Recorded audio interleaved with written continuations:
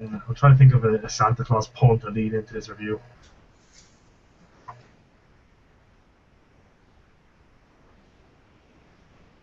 I have it. I'm not going to tell you what it is beforehand. I want to see your natural reaction to either how good or bad it is. Go ahead. How's it going, lads? Was that it? Yeah. Okay. How's it going, lads? Perfect. I'm gonna get that up on a t-shirt.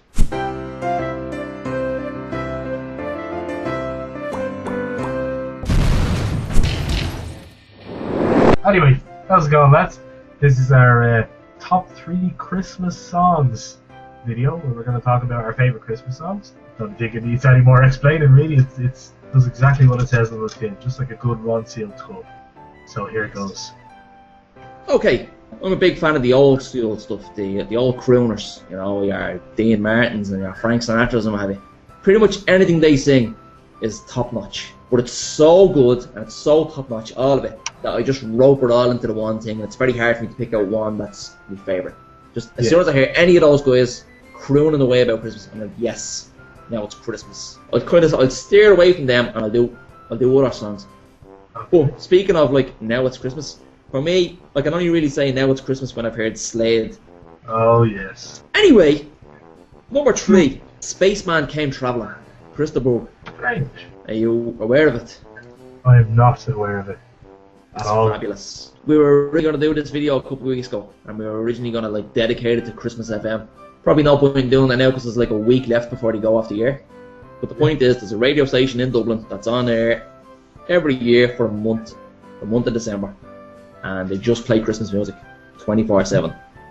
Now, to a lot of people, that probably sounds horrendous. Matthew, how do you feel about Christmas music in general? I fucking love Christmas music. I'm a huge fan of Christmas.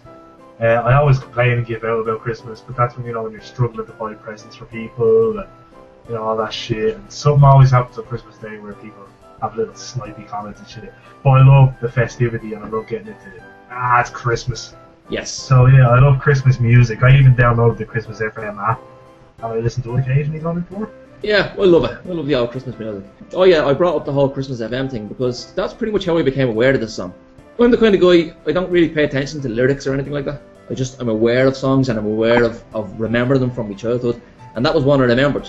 And I heard it a couple of times on Christmas FM while I was, doing chores about the kitchen. And I was like, oh yeah, this song. La la la la la la, right? Or whatever. And then one day I actually kind of paid attention to the lyrics, which happens now and again. And I was like, holy shit. Now I love anything sort of folksy that references like ancient aliens or anything like that, because it's so different, and I'm mad into ancient aliens, right? I think wasn't there a song on Troubadour that was sort of sci-fi related? I think there was like something about Saturn. I believe so. When I heard that, it was like, yes, Eric, you're tickling my fancy. Pull a little bit of your fringe out there.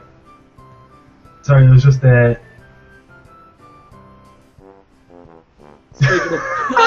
that's good, that's cute. No, I don't like it else. I can't remember the name of the song you're talking about, but I do know there is a song. It's something about Saturn or Breakfast on Pluto or something like that. Doesn't matter.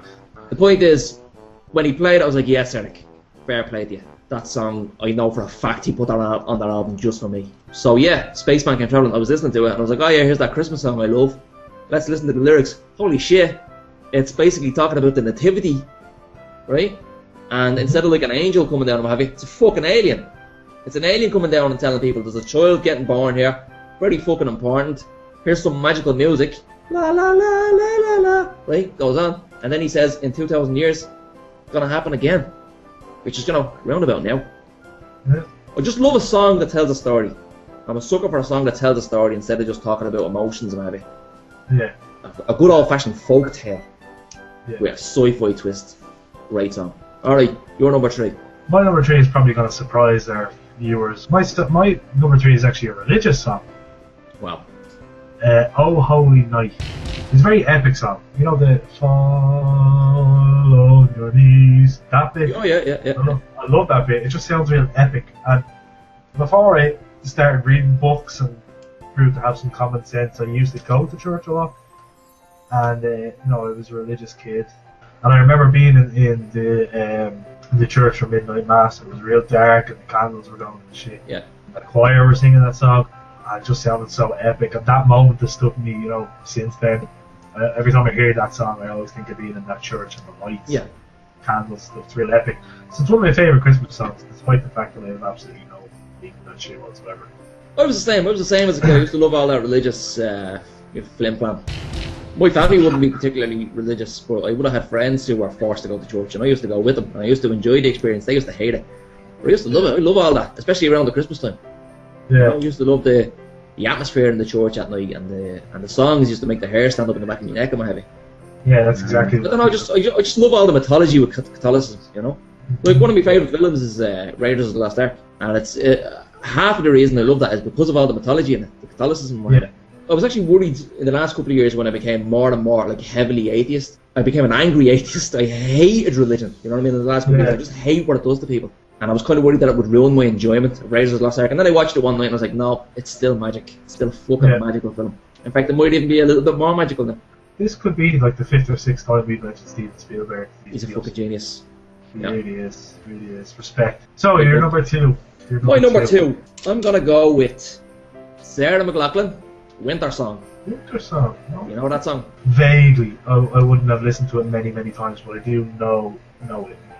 Again, this is a song that's pretty much thanks to Christmas FM that's come to my attention. It's one of those ones I was aware of, I knew about it.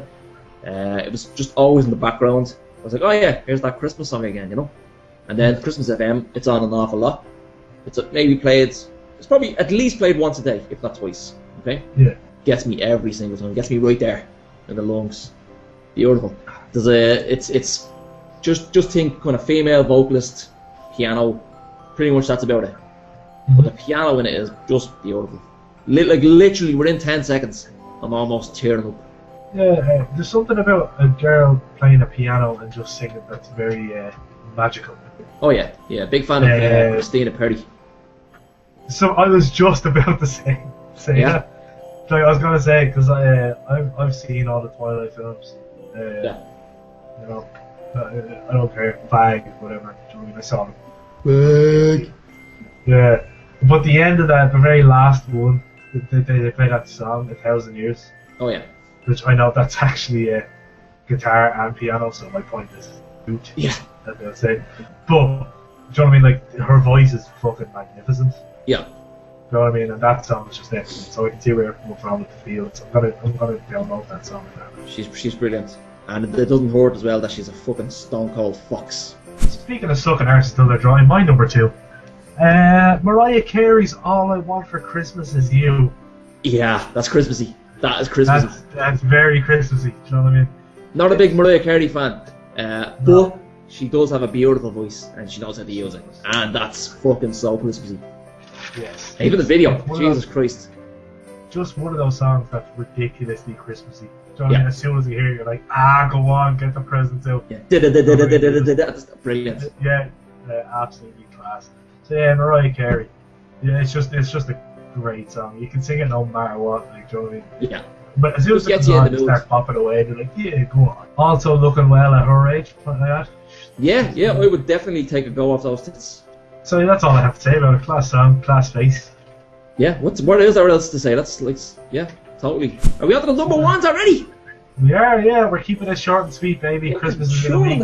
Right, well, I'm going to go back to what I said earlier on about the crooners. I'm going to bring one of them in. White Christmas, Bing Crosby. It's just magical.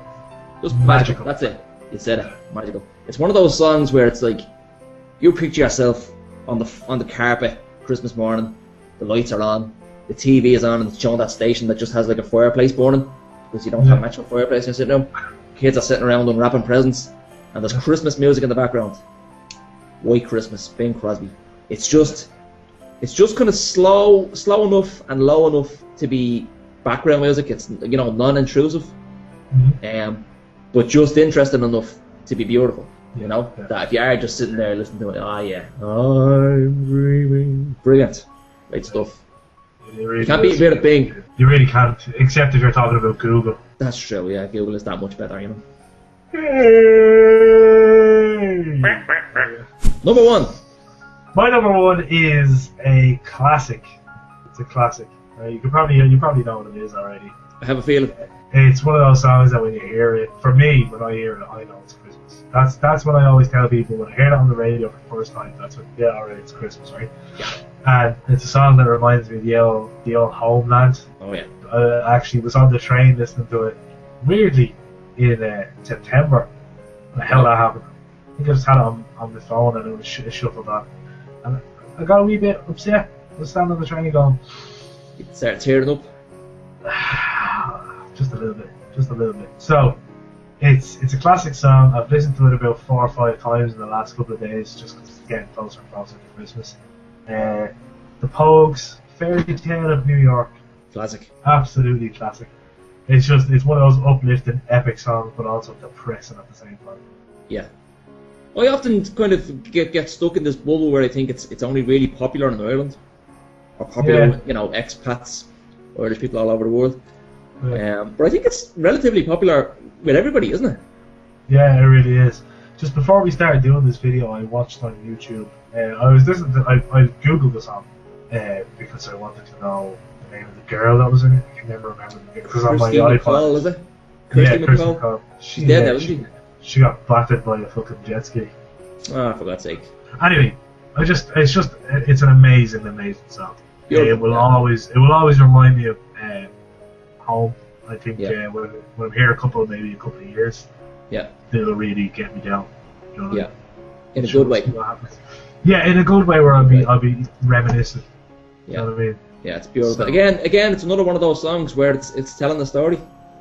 Yes, it is. We're not just singing about emotions here or whatever. We're fucking just waiting to hear what I have to tell you. It's a good old-fashioned old guy standing in the corner of the pub singing a song that people are listening to and saying, "Oh yeah, remember this? Here's the bit about the jail," or whatever. It really is. Yeah. So I'll outro it with it.